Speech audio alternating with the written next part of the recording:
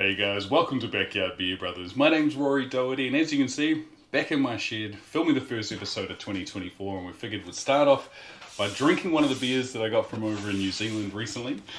So I went back for Christmas and New Year's with some of the family, and I was super lucky. One of my cousins, Carla, actually hooked me up with some pretty amazing craft beers, and one of them is right here. So actually, I'll show you it. This one here is called Rejoice from a brewery called Small Gods, located up in Auckland, New Zealand. But yeah, she ended up getting me a dozen beers from this brewery, and I'd never had them before, and all the ones that I've tried were pretty awesome. But I've been keen to get into this one here. It's a blazing hot day. I don't know why I chose a double stout, but I've been wanting to try this for a little bit. But just to let you know, this beer here is called Rejoice, and it's a cherry and raspberry double stout coming in at 9%. Boom! But it is looking awesome. So we've got a 10 head there, looking pretty good. Fairly big bubbles in it, but it is dark. I've got a camera or a light over here, and there's barely any light coming through at all. Whoa. It has like the definitely sort of berry jammy notes coming through. That smells absolutely delicious.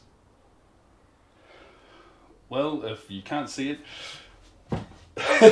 I'm sort of half sweating profusely here. It's just because it's been a hot day. This shed just heats up like an oven and it's booming, but I'm definitely keen to give this a go.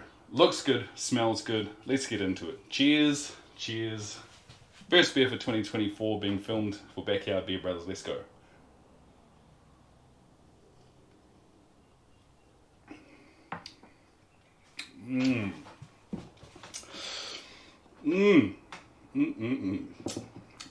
Whoa.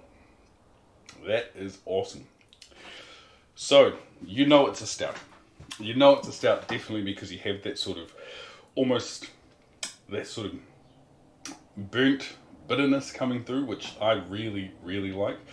But you have those jammy sort of almost like I would say jammy is a good way of putting it, but it's almost like when you make was it like a compote or whatever, when you boil down fruit with some sugar and so forth. That's what it tastes like. Like they've got the sugars to come out of the fruit with it. I'm going again.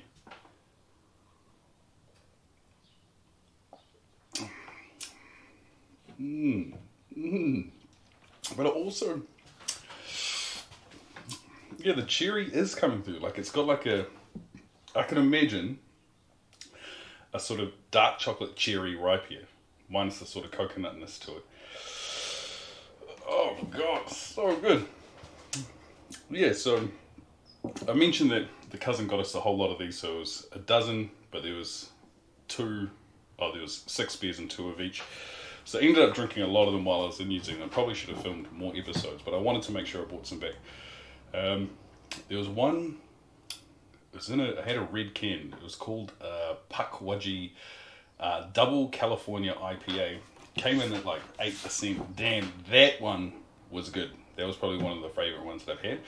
But to tell you a little bit about this beer here, so like I mentioned, it's called Rejoice, coming in at 9%, which works out to be 3.1 standard drinks. Now, check the Untapped score. As of today, it comes in at a 4.01. And it makes sense. This is an awesome beer. Like I just realised how hot it is in here though. Like I could have gone a sour. I've got a Modelo Chelada, Pina Chile or whatever it's called, pineapple chili Chelada. That would have been way better suited for this, but it's just more the fact that I've been wanting to try this, and got a couple more that I want to get into as well.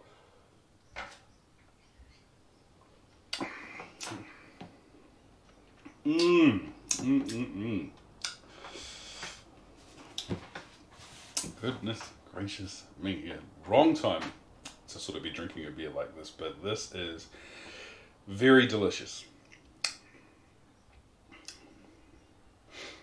I suppose we are getting pretty low here on the beer. I was just thinking, yeah, before before I finish this beer, let's talk about the question. So number one, would I buy this beer again? And I could. I could definitely see myself buying this exact beer again. What I will do though is I've got two more sort of high percentage dark beers from these guys that I want to try as well. So I'll give those ones a jam, and then we'll see which one of the three I prefer the most. We've got this one, there's a orange and clove dark ale, and then there's one which is called their Ton, which I think is just a double stout as well. They're all around the same percentage, so it would be interesting to see how those come through. Would I buy it if it was on tap? Yeah, I can see myself doing that. I can also feel myself just sweating. It is so hot in this shed, man. I really need to invest in not filming in the shed during summer. I think we're joking. Me and my wife, we bought this place where we're living at the moment maybe like 4 or 5 years ago, and the plan was we'd live here for 5 years and then we would buy somewhere else and rent this property out. And sort of things changed. Obviously COVID, everyone had that, also had a son, and where we are, we actually love living here. We're planning to sort of move different, sort of maybe a couple of k's away, but got sort of friends around here now. My son's daycare is literally sort of a couple of 100 meters down the road, so maybe not leaving. But one thing that I would love is if we did buy somewhere else, if there was like it was like anywhere better than filming in the shed. This shed is just so hot. Oh, I was going to rock the tank top, but then I thought, no, I've got these Backyard Beer Brother t-shirts. Why don't I start wearing those while I'm filming? And the reason is because I'm saturated here. But yeah, it would be cool.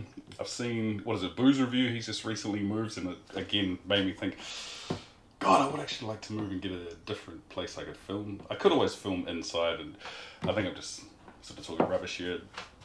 There's part of me that does like having a backyard shed for Backyard Beer Brothers, but on days like this, Jesus. Would I buy it as a gift? I actually did send one of these somewhere.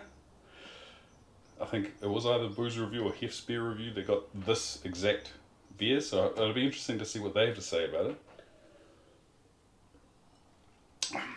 The jammy notes are awesome. The other thing that I do like is the fact that I have had a couple of stouts that have like the chocolate vanilla notes and so forth, and they sort of take the sweetness of the stout a little further than I sort of like, whereas this, it still has that sort of those deep rich bitter notes, and again go back to the burnt flavour.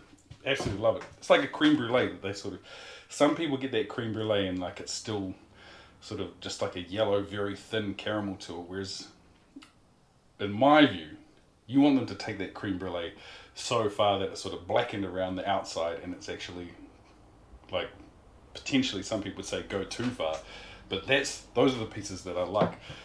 There's a ice cream shop that's like, it's in the most random place, maybe like a 10-minute drive from here. It's in the middle of suburbia. There's no other shops around it. It's called Sprinkles, and we went there and they had this, I think it was something like a Murray beer burnt fig caramel ice cream. And we went there. It was my wife, mother-in-law, son. Everyone else thought that my ice cream tasted gross, but it was so good. Like, again, moving out of that sweetness into the bitter. Love it. These guys did well with this. I'm a big fan of